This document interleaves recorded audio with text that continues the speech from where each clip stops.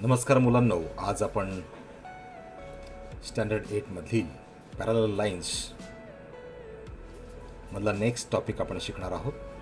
To draw a line parallel to the given line. याच्यामध्ये तुम्हाला 2 construction आहेत. त्या कन्स्ट्रक्शन विषयी थोडक्यात कल्पना देतो आणि मग आपण आपल्या टॉपिककडे जाऊया. पहिलं कन्स्ट्रक्शन जे आहे, to draw a line parallel to the given line through the point the given line using the set square. Set स्क्वेअरचा वापर करून तुम्हाला ही आकृती काढायची आहे. त्यानंतर तुम्हाला नेक्स्ट पेजवर तुम्हाला या पद्धतीची दुसरी एक रचना दिलेली आहे. त्याला कन्स्ट्रक्शन नंबर सेकंड म्हटलेलं आहे. कन्स्ट्रक्शन नंबर सेकंडचा अर्थ असा की तुम्हाला रेषेच्या बाहेर एक बिंदू दिलेला असेल. To draw a parallel line to a given line at the given distance. एक विशिष्ट डिस्टन्स दिलेलं असणार. त्या डिस्टन्सवरून तुम्हाला ती रचना आपल्याला बघायची आहे. तर to draw a line parallel to the given line, construction number first, याची एक आपल्याला मेथड पहिली मी दाखवतो आता. To draw a line parallel to the given line through a point outside the given line. म्हणजे एखाद्या रेषाच्या बाहेर असणारा बिंदू.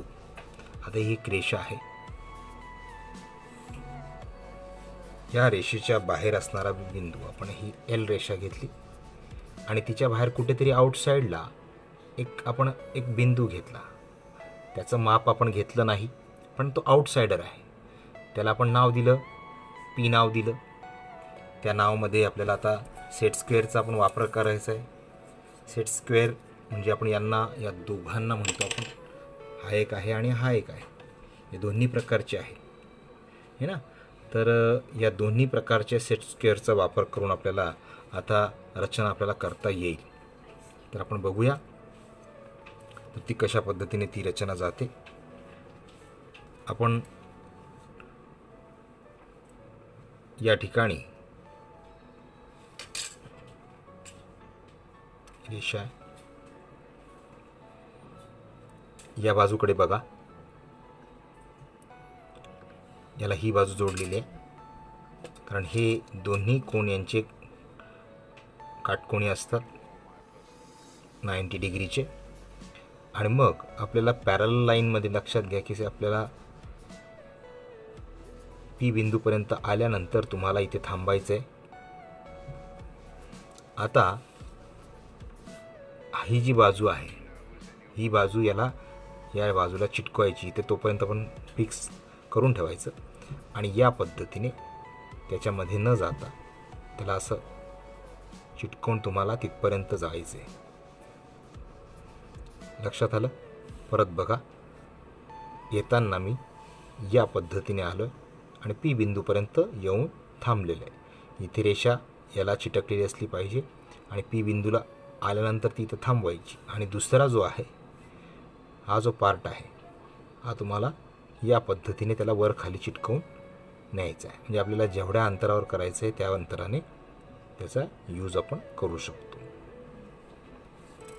आता आपल्याला इथली रेषा जी आहे ती अशी काढून घ्यायची. आपल्याला 2च हातात, तर आपण त्या पद्धतीने त्याचा यूज आपण करू शकतो. त्या ठिकाणी आपण याला या पट्टीने कुठेही वेडेवाकडं न होता त्याला एक्सटेंड करून घ्यायची. आणि अशा रीतीने आपण एक समांतर रेषा आपण काढलेली आहे. एक्सेस असेल त्याला आपण मिटवू शकतो. ही झाली मेथड नंबर फर्स्ट. आता आपण मेथड नंबर सेकंड बघूया. मेथड सेकंड मध्ये काय आहे? सेम कृती आहे, पण आता इथे तुम्हाला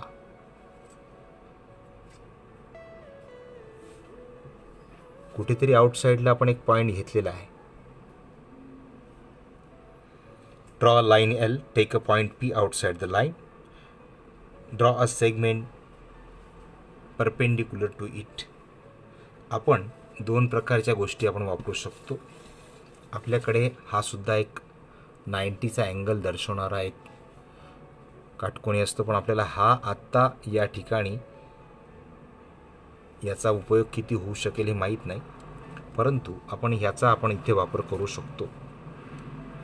जर तुम्हाला सेट स्क्वेअर वापरता येत नसेल तुमच्याकडे तर तुम्ही ही एक मेथड वापरू शकता. या मेथडने तुम्हाला याच्यावर परपेंडिक्युलर काढू शकतो. डॉट डॉटने काढून घ्यायचा. हा परपेंडिक्युलर काढल्यावर आपल्याला हा जो पी पॉईंट मिळालेला आहे, draw segment P M to the perpendicular line. Segment P M perpendicular to the line L. ठीक आहे. Take another point N on the line. आता एनवर तुम्ही एखादा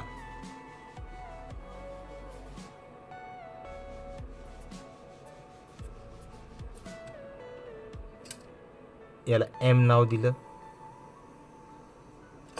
आता इथे कुठेतरी तुम्ही एन पॉईंट घ्यायचा. एन पॉईंटला सेम टू सेम आपण परत तीच कृती करायची. ही जशी केलेली आहे, हिचं जितक्या अंतरावर असेल पी पॉईंट, तो पॉईंटचा लक्षात ठेवायचा. 4.5वर आहे. 4.5वर आहे. तुम्ही 4ला इथे येऊन तुम्ही परत इथे परपेंडिक्युलर काढून घ्या आधी.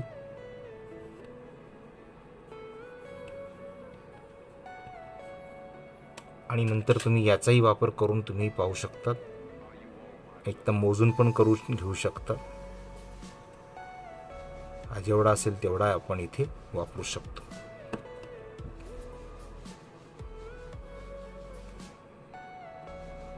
याला क्यू नाव दिलं. आता आपण पट्टीने सरळ पी आणि क्यू मधून एक रेषा काढूया. तुमच्या असं लक्षात येईल की ती पॅरलल आहे.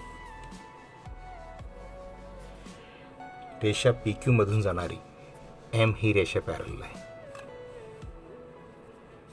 तर अशा पद्धतीने आपण दोन्ही मेथड्स पाहिल्या. एक आउटसाइडमध्ये पी दिल्यानंतर आपण तिथे काटकोनी गुण्यांचा वापर करून कसं काढायचं. दुसरी जी मेथड दिली आहे त्याच्यामध्ये आपण परपेंडिक्युलर काढून कृती करायची आहे. तर ह्याला कन्स्ट्रक्शन म्हणतात. स्टेप पहिली कन्स्ट्रक्शन आणि दुसरी कन्स्ट्रक्शन ही एकाच पद्धतीसाठी आहे.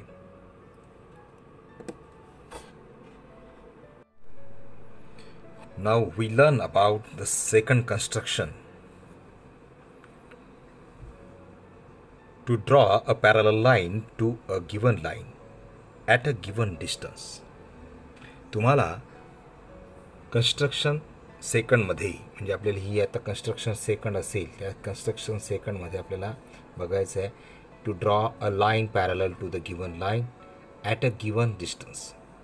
आधीच्या कन्स्ट्रक्शनमध्ये तुम्हाला काय होतं, तुम्हाला आउटसाईडला एक पॉईंट दिला होता आणि त्याच्यावरून सेट स्क्वेअरचा वापर करून तुम्हाला करायचा आहे.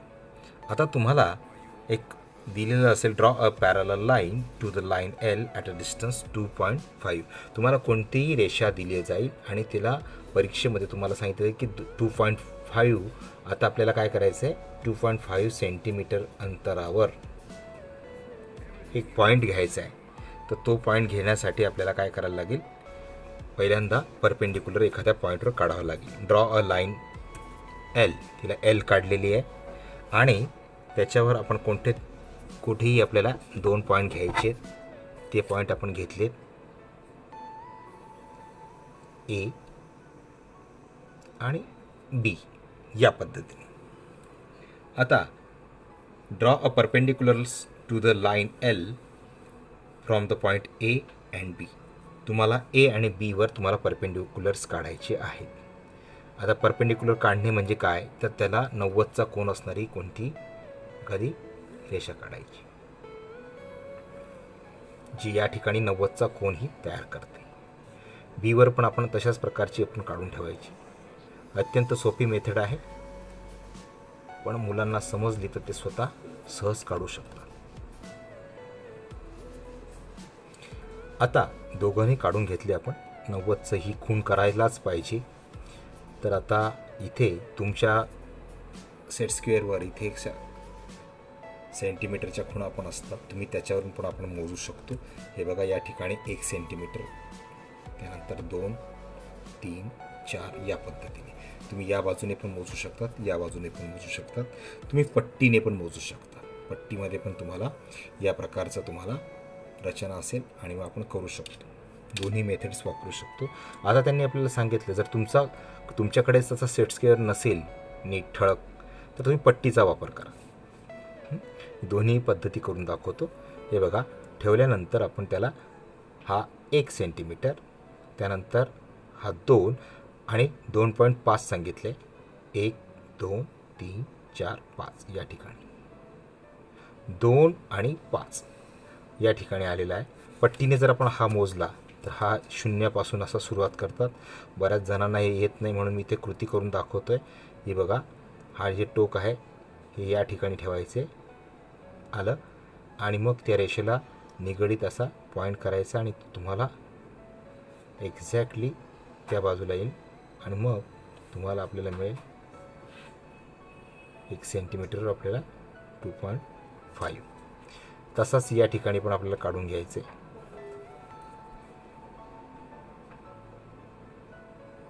तुमची पट्टी जर सरकली तर तुमची पॅरलल लाईन येणार नाही.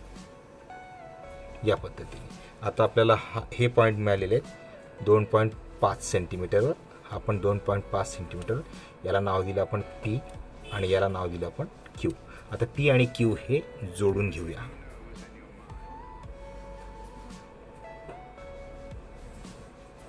ती जोडल्यामुळे आपल्याला पॅरलल लाईन मिळालेली आहे. पॅरलल लाईनचा अर्थ असा when the two lines are not intersect to each other in one plane, त्यांच्यातलं अंतर हे समान असतं. हे तत्व याच्यातून सिद्ध होतं. Draw line PQ. Line PQ is the line parallel to the line L at a distance 2.5 centimetre. तर अशा रीतीने आपण ही एक कृती आपण इथे शिकलेलो आहोत. तर याचा सराव करायचा आहे. तुम्ही प्रॅक्टिस सेट 2.3 मध्ये उदाहरणं तुम्ही सोडवायची आहेत.